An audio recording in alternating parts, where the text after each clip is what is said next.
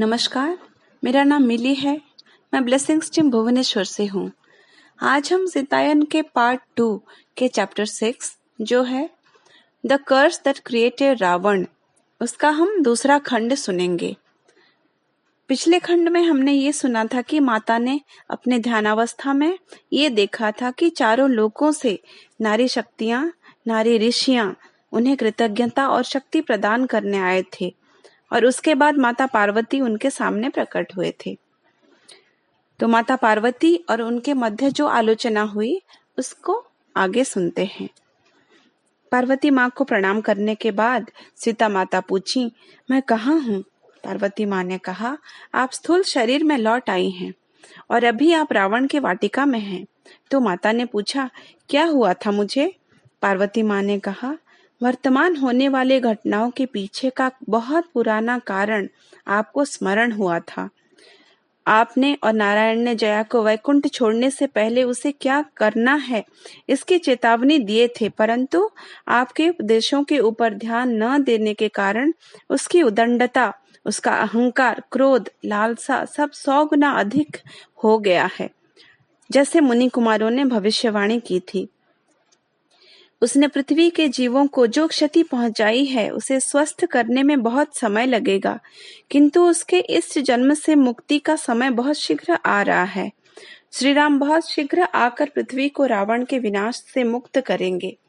माता धीरे से बोली, श्री राम क्या वे सुरक्षित हैं? पार्वती माँ ने हंसकर सिर हिलाते हुए कहा, हाँ, श्री राम एक सेना तैयार कर रहे हैं और उनके आने का समय अभी दूर नहीं है। माता बोली, मैं उन्हें बिल्कुल अनुभव नहीं कर पा रही हूँ। हमारा संपर्क टूट गया है। क्या आप उस संपर्क को पुनः स्थापित कर सकती हैं माता, जिससे उन्हें ये ज्ञात हो जाए कि मैं जीवित हूँ? जब तक अपने भीतर उस संपर्क की अनुभूति मुझे होती रहेगी, मैं किसी भी परिस्थिति का सामना कर सकती हूँ। पार्वती माँ उत्तर देते हुए बोली, महादेव अपने शक्ति को हनुमान के रूप में भेजा है जो राम की सहायता करेंगे और वही आपके सामने बहुत शीघ्र प्रकट होकर आपके और श्री राम के मध्य टूटे हुए संपर्क को पुनः स्थापित करेंगे। परंतु सीता, आपने तो ये कर दिया है। क्या आप आपके शरीर के कण कण से आ रही उस राम शब्द को सुन नहीं पा रही हैं? और उसके माध्यम से ही आप देख सकती हैं। किंतु सावधान, जब तक श्री राम न आ जाते आप यहाँ का भोजन या जल ग्रहण नहीं करेंगी। आपको दिए जाने वाले सारे भोजन और जल को रावण ने भ्रष्ट कर दिया है, जैसे कि उसे ग्रहण करके आप उसके मायावी दुनिया में फंद जाएं और उसके मायावी शक्तियों की गहराई को उस एक घूंट पानी को पीकर आप जान गई होंगी। आपके लिए उसकी भ्रष्टता की गहराई को जानना आवश्यक था।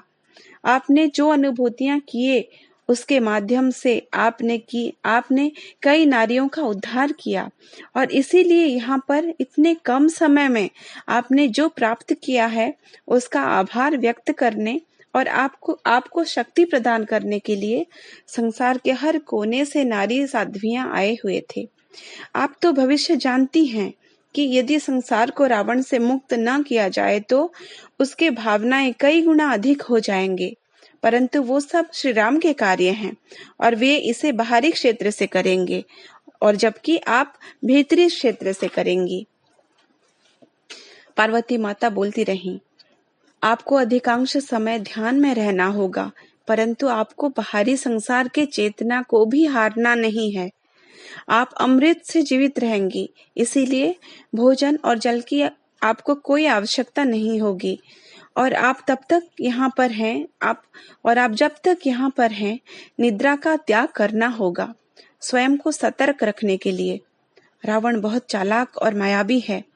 आज जो कुछ हो रहा है उसका कारण रावण को स्मरण नहीं है, जैसे कि आपको है, परंतु नारायण और आपके प्रति उसका बहुत क्रोध है।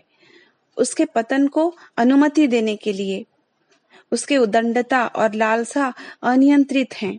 यदि उसका परिवर्तन हुआ, उसके इन गुणों को केवल आपको और श्री राम को मिलकर धारण करना होगा। पृथ्वी पर ये उसका दूसरा जन्म है। उसका पहला जन्म असुर राजा हिरण्यकशिपु के रूप में हुआ था। नारायण के प्रति उसका क्रोध इतना अधिक था कि सारे पृथ्वी को विष्णु पूजा से मुक्त करना चाहता था।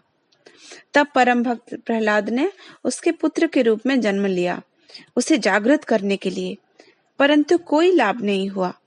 तो नारायण को नरसिम्हा के रूप में आना पड़ा, धरती को उसके आतंक से बचाने के लिए। उसके बाद रावण के रूप में उसने जन्म लिया। अभिशाप से मुक्ति पाने के लिए उसे और एक जन्म लेना पड़ेगा, किंतु फिर भी लंबे समय तक वो सूक्ष्म कारण लोक में लौटने में सक्षम नहीं हो पाएगा, जब तक अहंकार की छाया तक की समाप्ति ना हो जाए। हमने देखा कि कैसे नकारात्मक भावना के एक छोटी सी कली कितना प्रलय मचा सकता है। माता सब कुछ ध्यान से सुन रही थी। दिव्य लोक की स्मृतियां दूर हो गए थे पर लुप्त नहीं हुए थे।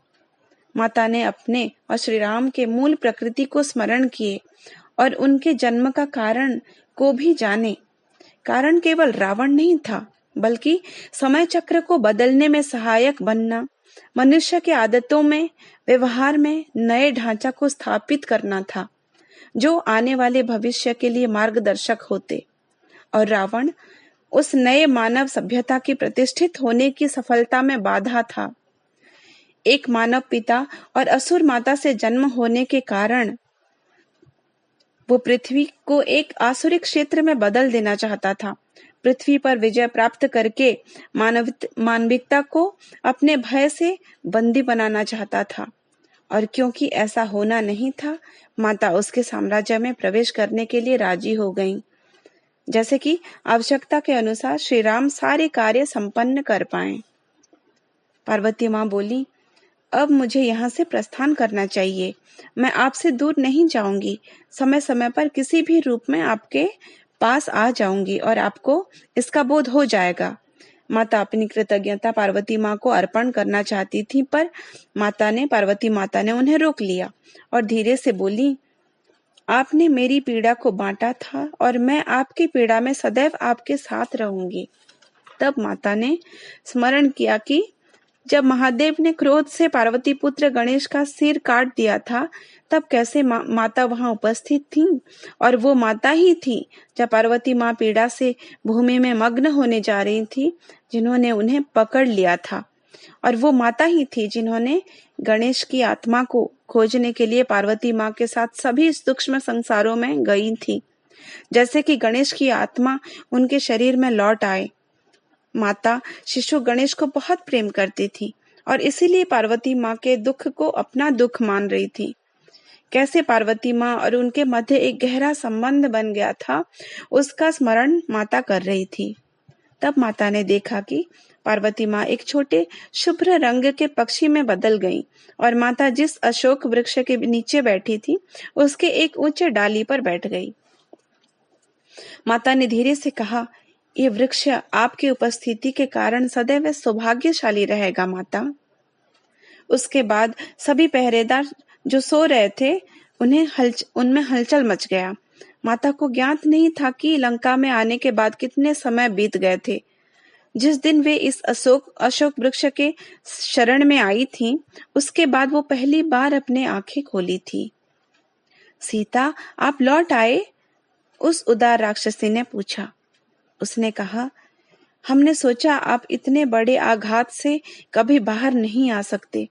माता ने पूछा, मैं यहाँ कितने समय से हूँ? राक्षसी ने उत्तर दिया, कई सप्ताह हो गए। आप ध्यान अवस्था में थी अथवा जड़ अवस्था में। रावण प्रतिदिन आकर आपको इस अवस्था में देखकर बोलता था कि बंदी बनने के कारण आप जड़ अवस्था में आ गई हैं। मैं प्रतिदिन आपके लिए भोजन और पानी लाती हूँ, पर आपने उन्हें छुआ तक नहीं। मुझे डर था कि पोषण के अभाव में आपकी मृत्यु ना हो जाए। ऐसा बोध होता है कि केवल मैं ही आपके निकट आ सकती हूँ। आप कोई अदृश्य शक्ति से घिरी हुई हैं, जो सबको आपके निकट आने से रोकता है। आपको बहुत भूख लगी होगी, मैं कुछ फल और पानी लाकर आती हूँ। माता बोली, मुझे भोजन की आवश्यकता नहीं है, किंतु आपकी उदारता के लिए मैं आपको धन्यवाद करती हूँ। आपका नाम क्या है? उस राक्षसी ने अपना नाम त्रिजटा बताया। उसने कहा, मैं आपको सतर्क करा रही हूँ सीता, रावण के धैर्य की परीक्षा मत लो। पूरी लंका जानती है कि रावण को क्रोधित होने देने से श्रेष्ठ कोई भी कार्य होता है। माता को उसके क्रोध के बारे में स्मरण कराने की आवश्यकता नहीं थी। रावण के अंधकार मायावी दुनिया की छवि से माता उसके क्रोध के बारे में अवगत थी। कुछ क्षण बाद रावण वहां पर आया और उपहास करते हुए कहा, ये देखकर खुश हूं कि तुम बंदी बनने के आघात से उभर गए हो, पर मैंने सुना है कि तुम भोजन नहीं कर रहे हो।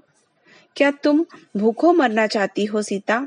यदि तुम मृत्यु ही चाहती हो तो वो मैं तुम्हें इसी क्षण दे सकता हूँ। ये कहकर उसने अपना तलवार निकाला। माता ने दूसरी ओर दृष्टि ली और नीरवता से कहा, मुझे मृत्यु की इच्छा नहीं है रावण। मैं तुम्हें पहले भी कह चुकी हूँ कि मैं तुम्हारी बंदिनी नहीं हूँ। जो कुछ हो रहा है वो तुम्हारी मुक्ति के लिए है, तुम्हें तुम्हारी उदंडता, अहंकार और लालसा से मुक्ति के लिए। रावण जोर जोर से हंसते हुए बोला, मेरी मुक्ति? तुम्हें स्वयं की मुक्ति के विषय में सोचना चाहिए सीता, कि यहाँ से तुम जीवित लौट सकते हो कि नहीं। माता ने बिना उत्तर दिए आंखें बंद कर ध्यान में बैठ गईं। प्रत्येक बार जब रावण माता के निकट आता था, उनका हृदय उसके मायावी शक्तियों के विषय में सोचकर भयभीत हो जाता था। प्रत्येक दिन रावण आकर माता को उपहास करके ये कहता था कि उनके स्वामी की मृत्यु अभी दूर नहीं थी। उसने सारे मायावी उपाय अपनाए, किंतु उसमें असफल रहा और इसी कारण उसका क्रोध और अधिक बढ़ गया था और उसने माता को शारीरिक कष्ट देना चाहा, पर हर बार वो विफल रहा। एक ऐसा रहस्यमय रक्षात्मक शक्ति के वलय से माता घिरी रहती थी कि कोई भी अस्त्र उनके शरीर को छू नहीं सकता था। जैसे जैसे दिन बीत रहे थे, रावण ने देखा कि बिना आहार, जल और निद्रा के भी माता की सहनशीलता और बल क्षीण नहीं हुआ था। इससे उसका ईर्ष्या और क्रोध और अधिक हो गया था। वो ये सोच रहा था कि ये कौन है जो उसके आतंक में भी स्वयं को इतना शांत रखने में समर्थ हो पा रही है और बिना अन्न, जल, निद्रा के दिनों तक कैसे जीवित रह रही है। वो अपने आप को सबसे श्रेष्ठ अनुशासित योगी मानता था, जिसने दशंधियों तक घोर तपस्या किया था। एक साधारण स्त्री कैसे स्वयं को उसके विरुद्ध खड़ी रख सकती थी? सीता माता की इच्छा शक्ति को भंग करने का धुन उस पर सवार हो गया था, परंतु माता के मन में कुछ और विचार था। वे रावण के मन में शक्ति प्राप्त करने की लालसा में उसके द्वारा नारियों का दुरुपयोग के लिए पश्चाताप की भावना को जागृत करना चाहती थी। अनंत काल से ही पुरुष अपने लालसा को नियंत्रित नहीं कर पाते हैं और नारियों का दुरुपयोग करते रहते हैं, परंतु ऐसी घटनाओं की मात्रा बहुत कम थे और बहुत कठोरता से इसका समाधान किया जाता था। परंतु रावण ने एक नए ढांचे का चरित्र को स्थापित किया, जिससे शक्ति के लिए वो नारियों पर अपना प्रभुत्व दिखाता था और इस शक्ति का आनंद लेते हुए वो नारियों का और अधिक दुरुपयोग करने लगा, जहां नारियों के प्रति न्याय की संभावना प्रायतः शून्य था। और संसार में इस प्रकार चरित्र को और व्यवहार को प्रवेश करने देने का अर्थ था समय के स्रोत में नारी शक्ति का क्षीण हो जाना, और यही माता की चिंता का कारण था। एक दिन जब माता गहरी ध्यान में बैठी थी, भविष्य के विचारों का एक दृश्य उनके मानस पट में आया। उन्होंने नारियों पर धीरे धीरे कैसे अत्याचार होगा, उत्पीड़न होगा, उसे देखा। उन्होंने एक कोमल स्वर को ये कहते सुना, एक दिन दूर भविष्य में नारियां अपने गर्भ में पल रहे अजात कन्याओं की हत्या इस विचार के साथ करेंगे कि उनका कोई मूल्य नहीं है। पति अपने पत्नी को घर तक सीमित रखेगा और उससे निम्नमान का काम या सेवक का काम करवाएगा। नारियों को विद्या और धन के पहुंच से बाहर रखा जाएगा। फलस्वरूप वे अपना आत्मविश्वास खोएंगे और स्वयं को निम्न समझेंगे। केवल बाहरी सुंदरता के ऊपर ही उनका मूल्यांकन होगा, उनकी बुद्धिमत्ता और सिद्धियों के ऊपर नहीं। आध्यात्मिक शिक्षाओं की अनुमति उन्हें नहीं दी जाएगी और जीवन का सर्वोच्च उद्देश्य की प्राप्ति के लिए उन्हें अयोग्य माना जाएगा। मेरी पुत्रियां जो बहुत सिद्ध संत हैं, जिन्होंने इस सौरमंडल की सृष्टि की और उसका लालन पालन किया, वे भुला दिए जाएंगे। वे केवल ऋषियों के पत्नी के रूप में जाने जाएंगे। समय के बहते स्रोत के साथ उनकी सिद्धियों का अस्तित्व नष्ट हो जाएगा। इन शब्दों को सुनकर माता का हृदय भाराक्रांत हो गया और अकस्मात चमत्कारी महर्षि देवहूति प्रकट हुई। माता ने उस स्वर को पहचाना जो महर्षि देवहूति के थे और उनसे दोबारा मिलने पर उन्हें प्रसन्नता हो रही थी। मित्रों, आज के खंड में इतना ही। हम अगले खंड में माता देवहूति के साथ सीता माता की क्या आलोचना हुई उसको जानेंगे। तब तक के लिए नमस्कार।